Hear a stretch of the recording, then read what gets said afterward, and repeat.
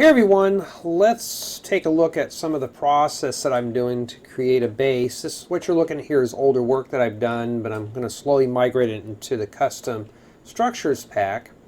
So we were talking about an anchor point or an entry point. This is the only way of doing this here. I don't know if I have an older model in here, probably this, but this right here I couldn't spawn underground unless I had that. So this gets stacked onto here, and here's one of the jigsaw blocks. So it's pretty much how I'm doing it at that point. And you know, of course, you go down to here, and it pretty much dead ends. So we'll take a look at all the pieces in here. Like this part here, it joins with an airlock. What is an airlock? Let's see here. This is the airlock here. So this is actually supposed to join with this. So I got a steel door and of course some other doors. These go to other adjoining rooms. I'm going to resize this. I'm going to keep all my rooms 7 by 7 so everything's easily modifiable. So here is supposedly a church, which is like a Minecraft church, but this one's going to sit underground. So, and all these little blue squares, this is to keep, when these spawn in underground, there will be no dirt in there at all. Like this, these are red. That means I want all the terrain around here to spawn in here. Okay. So that's why you see all the red and blue squares. This is what I call the hub. Get in here. And yeah. This is pretty much, I have my custom texture pack on. Now these right here are to spawn in villagers and cats, because this technically is going to be a village just underground. So I'm actually doing my own custom villages. This right here is supposed to be an intersection. Here's supposed to be a blacksmith shop. Now mind you, this is all underground. And you come in here, we have ourselves a corridor. This is actually the barracks or sleeping quarters, and as you can tell, more villagers are going to spawn in here. Whoops, we don't want to do that. So, in addition to that, you also got to have terminators. Well, this part here could either go to a closet or to a terminator. Here's a terminator here. No, not that terminator, but this is supposed to be like, if I don't want a wall, if I don't want a closet here, another corridor, this could be replaced. This is supposed to go to the closet. There's going to be different types of closets. Like this one here is going to be an item room. As far as for the exterior of this, I don't know how I want to do this yet. I've been trying to think if I want wood up against it or do I want to surround it with brick. I would ask some of you guys and gals opinions, but most people don't comment. Now, if you watch my last update with the anchors and stuff, here's the anchors that I was working on. This is exactly how they look. Okay? Let me turn that off there. There we go. So, here's the jigsaw blocks. And as you can see right here, I have red path.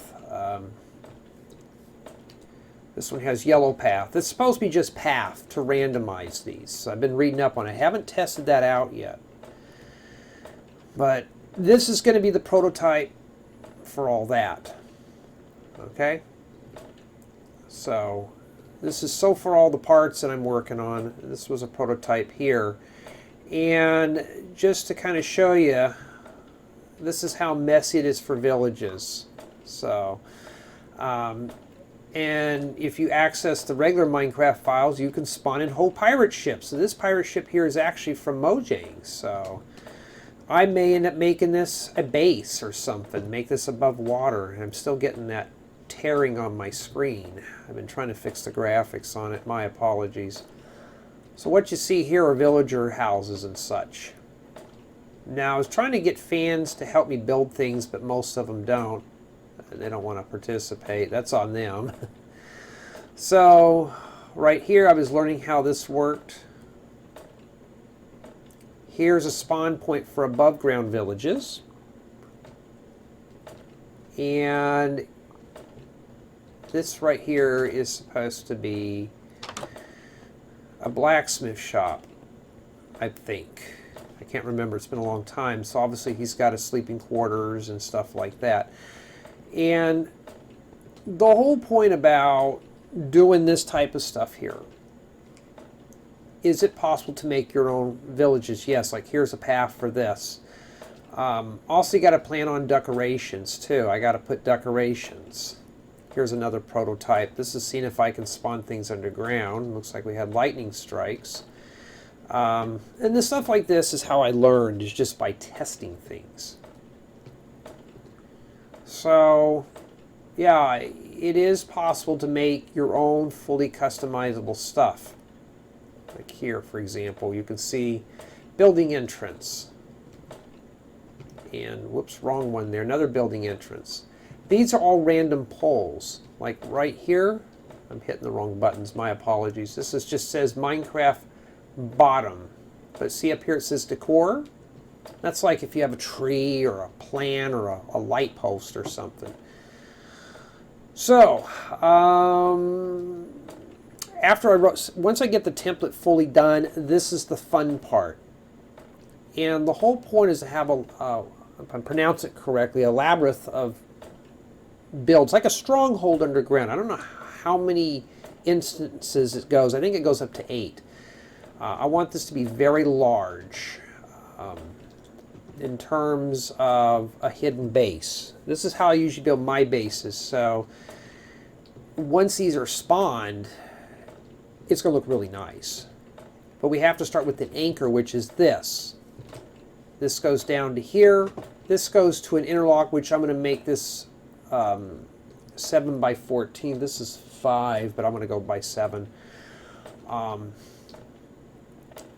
The hub, I'm going to build a regular corridor. There'll be like just a corridor like this without doors, just regular. And I'm going to do some with bookshelves. And as an added bonus, I'd like to do some hidden stuff with redstone. So like for example, like this right here. May have buttons in here, like a combination. You can open up a hidden door or something. I haven't figured out how I want to do it yet.